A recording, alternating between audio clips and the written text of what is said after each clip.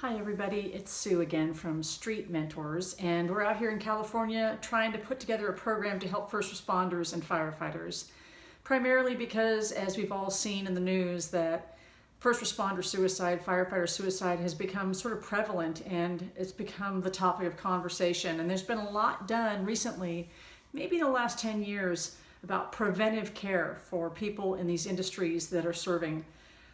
Here's the thing. A lot of the stuff that is reactive care, debriefings, follow-up, usually doesn't get done until after there are really significant symptoms or behavior issues, increased absences, illnesses, injuries, things like that going on. And we all see it at home, which is alcohol abuse, addiction, and divorce. Okay, so this is really a hard part of what we do for a living. And the reality is, a lot of what's happening is this isn't being dealt with until way too late into our system.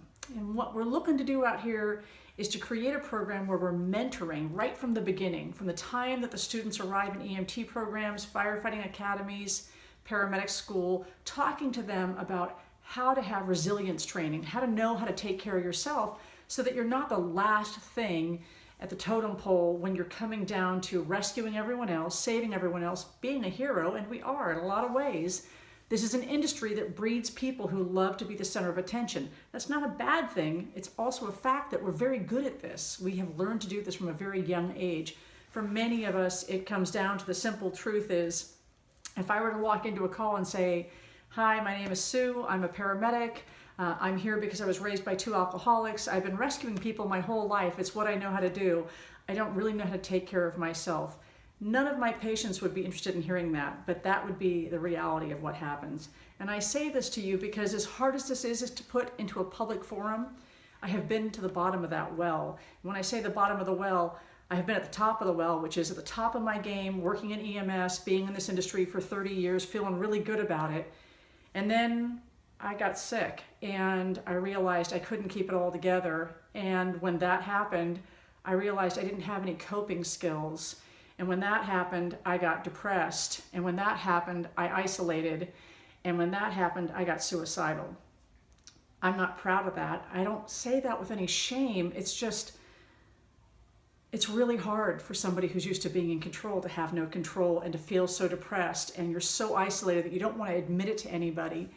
It's a really dark place to be.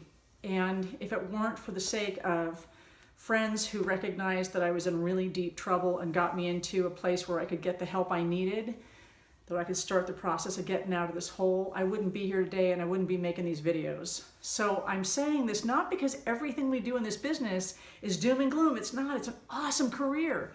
The reality is it's a huge price for what we do. And I just want to, again, say to you that you're not alone. There are other people in this business who have been through the industry of both firefighting, first responding, ambulances. It doesn't matter what you're doing, even if you're working as a physician or a nurse.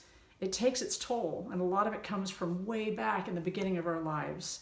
And we're going to take time over the next few weeks to look at that. What are our childhoods doing that impacts this? I know that's hard because for us, the word feeling is an F word. But it's a good F word. We're going to talk about it more later.